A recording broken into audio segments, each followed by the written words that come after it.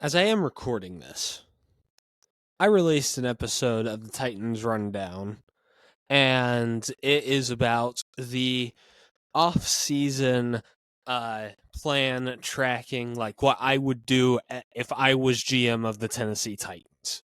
So, if you want to go check that out, there's a card right there. All right? Just wanted to let you know that right before, but anyway, let's get on with the show. What's good, y'all? Welcome back to the Titans Rundown. I am your host, Micah McCamey, and Mike Borgonzi. His first introductory press conference went down today, and let me tell you, right, this was a good experience, and I think that this cleared up a couple of things about like the power structure of the Titans, and again, kind of a stereotypical press conference outside of those things, but still a very, very solid start for Mike Borgonzi. Okay. So I have a list of notes right here. I don't usually do this, but I'm doing this solely just because of the fact that it's a lot of information, and this happened 4 hours ago. Like, whenever this was happening, I was in the middle of doing some schoolwork. So while I was doing that, I had this on the side, listening to it, taking notes about it, just so that way I could be 100% whenever I came on here to tell y'all, hey, this is what they've talked about. Okay, so first off, just as a joking thing, this dude is extremely Italian. Like, I mean, I was kind of caught off guard by it. I knew that his name was Borgonzi, and how much more Italian can you get than that? But like, I'm telling you, I felt like he was either gonna break out like a mafia boss, or he would just go "hey" for like half of the interview. But hey, I love that. I love that he's Italian. So like, right on, brother. But anywho, um, also, before we go to the actual interview itself, it was revealed earlier today that in that secret press conference with Chad Brinker solely, they had talked about how Chad Brinker had said that they're not going to pass up on a once in a generational talent at number one. This makes me interested, right? Because this could be one of three options. Number one, it's Travis Hunter. Like, come on. He's the only definitively generational talent in this entire draft class. He's one of the first players to play DB and corner. Actually, he is, I believe, the first since Deion Sanders to do it effectively. And also, he's a really good player. Like, I don't know how else to put that, but again, probably one of the only generational talents in this draft. Actually, the only one, definitively at least. Two, he could see something in Abdul Carter that we don't see, that he's just the perfect edge prospect, and it's supposed to be the next Jadeveon Clowney, if Jadeveon Clowney lived up to the hype. Or, in NFL terms, he's the next Aaron Donald. But not saying that that's what I think he'll be, obviously. I mean, I think that would just be stupid to say any rookie, he's the next Aaron Donald, or he's the next Tom Brady, Eli Manning. No, Peyton Manning. But still, that could also be an option. But then number three, whatever quarterback we're going to end up drafting, he's trying to give a lot of gas to. Okay, I think that this is honestly the most likely, because it seems like that Callahan, like from the vibe that I'm getting from this Titans team, it seems like Callahan really wants a quarterback that he can mold. And obviously, Cam Ward or Shadur Sanders are going to be available because we have the number one pick, obviously.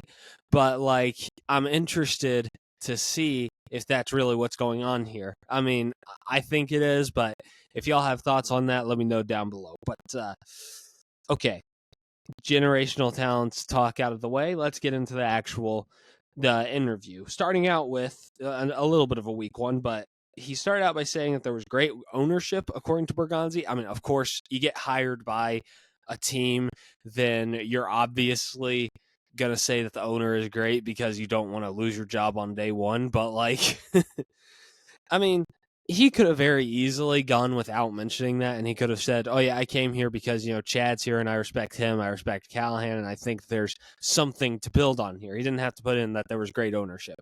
Now, again, he could very easily be lying. I think he might be, but like, I do appreciate him saying that and that he has his owners back. Now, obviously, I wrote this down before I realized Amy wasn't even there.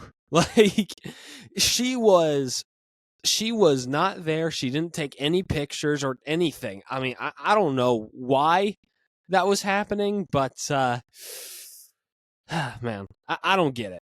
I don't, but still, I just wanted to mention that. But second thing is, he really, really likes Brinker. First off, okay, I'm not going to put a picture in here because, again, these are meant to be unedited, raw videos that have nothing that have no type of editing or anything. Like, if something happens mid-recording, then it is what it is. I gotta go, like, if the flag falls off, I have to go fix that. You obviously saw here with the switch, it started ringing, so I had to turn that off. So, like, it's kind of giving the OG YouTube vibe off, but still, he really likes Brinker. And going back to my point, these two look like they could have been brothers. Like, they had that like little vibe to them whenever you looked at them side by side. Now, could it just be the fact that they're both sitting in the same room with similar jobs? 100% it could be, but I don't know. It just gave off the vibe of that. So, but going back to this, apparently they've had connections throughout the years. Brinker knows Borgonzi well. Borgonzi knows Brinker well. So that is obviously a good thing, and hopefully they see eye to eye business-wise, because I would really enjoy that. But also, going off of that, again, it was reported that, man, what was his name again? Let me try and think about this. I lost the thought. Man, I'm trying to get that back. That's always just an angering feeling, whenever you have a thought and you just lose it. Oh yeah. Before that, Chad Brinker, direct shot at Rand Carthen, just said, "Oh yeah, we're gonna try and be more conservative in free agency this year." Like, my gosh, you didn't have to be that obvious about it, brother. Like, come on. Obviously he's going to say that he didn't support some of Carthen's decisions just because it saves his job.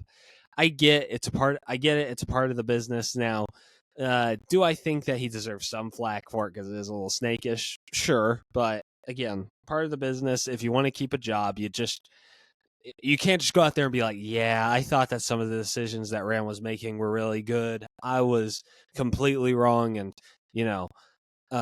Rand went, so I guess I have to go now. Like, obviously, he's not going to go up there and say that. So, anywho, just wanted to mention that.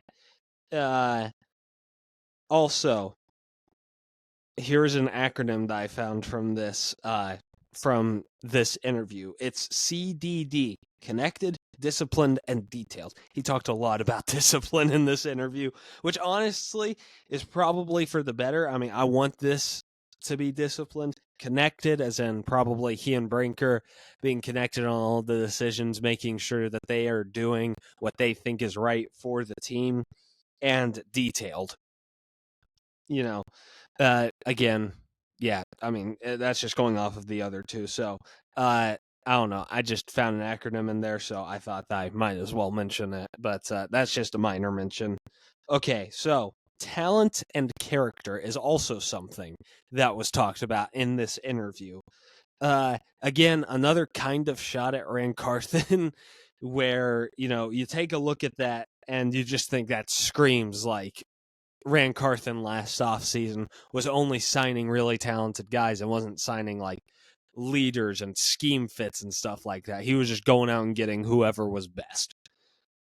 Which in some ways I can actually see that. That's probably my biggest criticism of Rand Carthen last year. Like, he got a lot of really solid players, but were all of those really solid players like did they fit the scheme?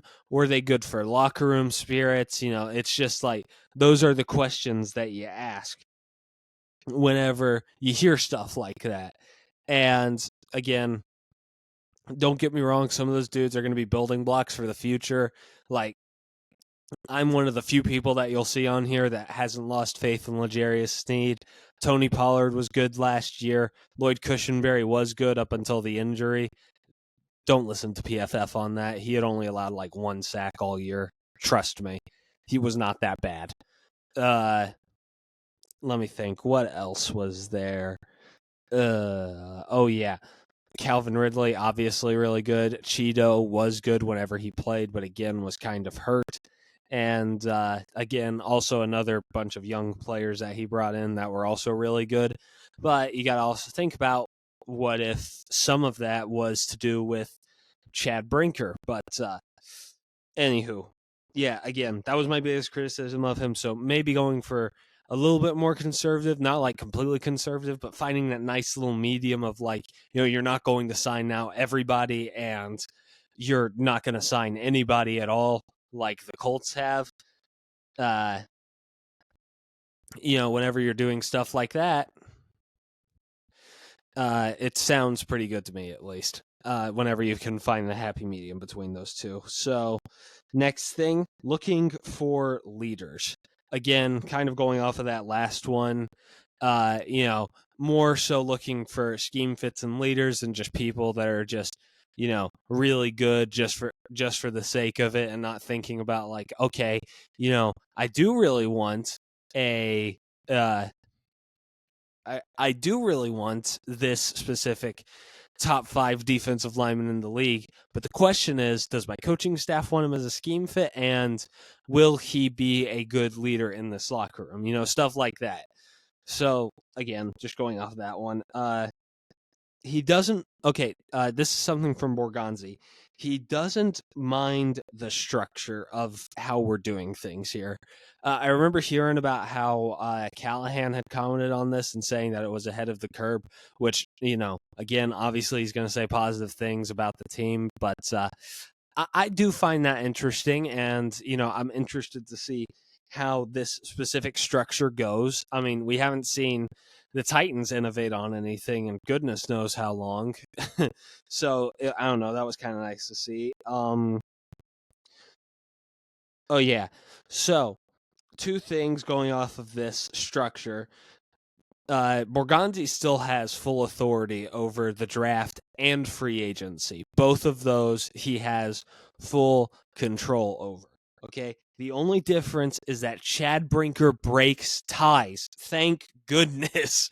Like, this is the thing that I was most happy about, is that, like, whenever they were saying that he has final say on the 53-man roster, I was thinking that, like, that whoever we bring in as the GM is just going to be a puppet for Chad Brinker. But after today, him saying that he just breaks ties and doesn't do anything else, that was reassuring and honestly made me feel better about the direction of this football team. So, anyway, he also mentioned, he talked a lot about the Mahomes development at one point, which makes me think that if he is going to draft a QB, he wants a bridge quarterback to go along with it, and not just somebody that's like, I'm here so I can get my bag or anything like that, but just a guy that comes in and can just say, hey, I know I'm not going to be here for long, but I'm going to help mentor the young quarterback, whoever it may be, whether it's Ward, Shadur, or even next year with somebody like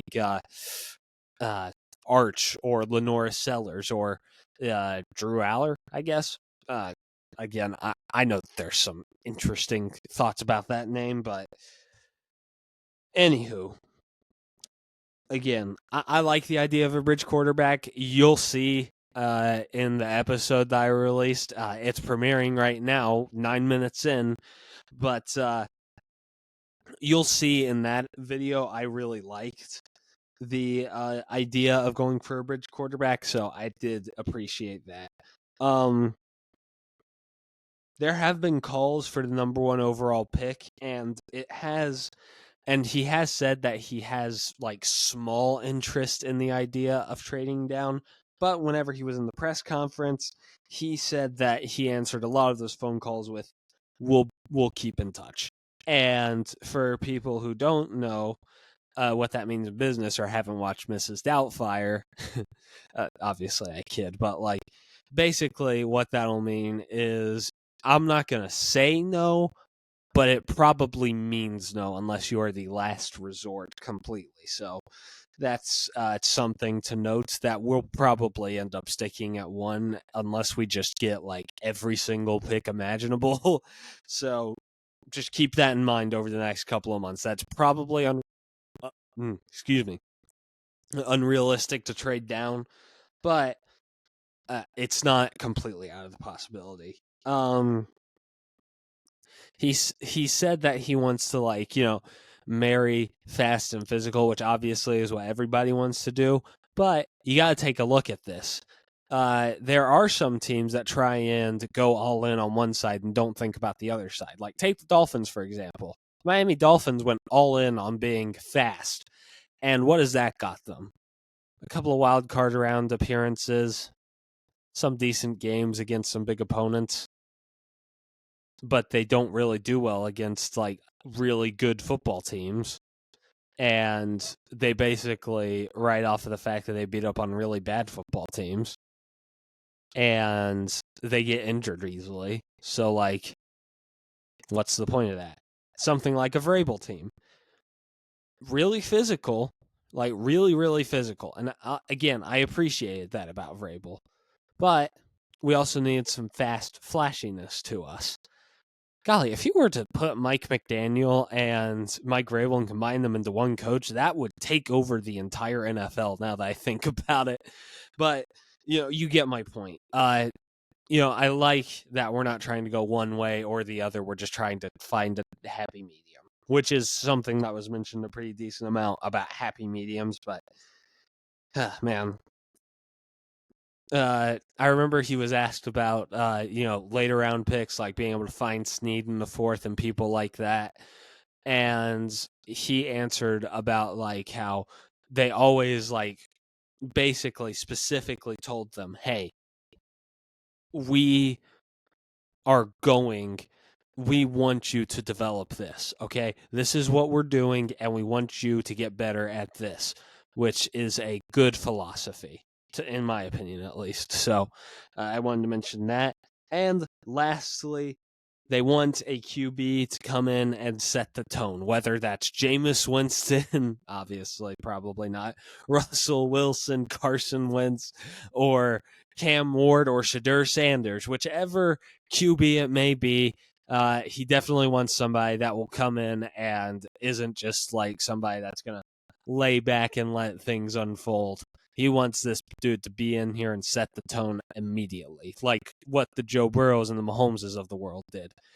I mean, y'all probably saw this clip from a few years ago. I feel like that it's been really big since his Heisman season, where Joe Burrow basically it was a video of him just being a leader in some type of way.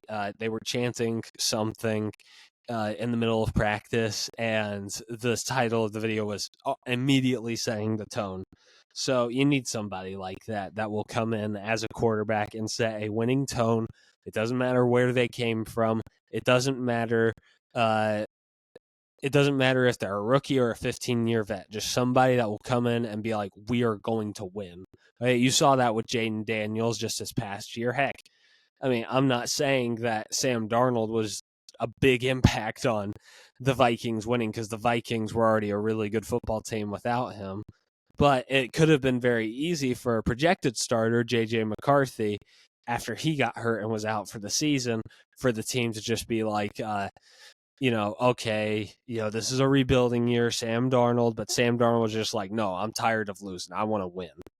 So something to keep in mind. But anyway, those are my overall thoughts on the Borgonzi press conference. Solid, not really like insanely revealing, apart from the fact of the like Brinker Bowl that was being spread around the fan base. So that was pretty nice. But Man, happy to get that over with. Now it's time for Berganzi to get to work. So, anyway, that's going to do it all for me. This has been a rundown of your Tennessee Titans. I love y'all, and tighten up.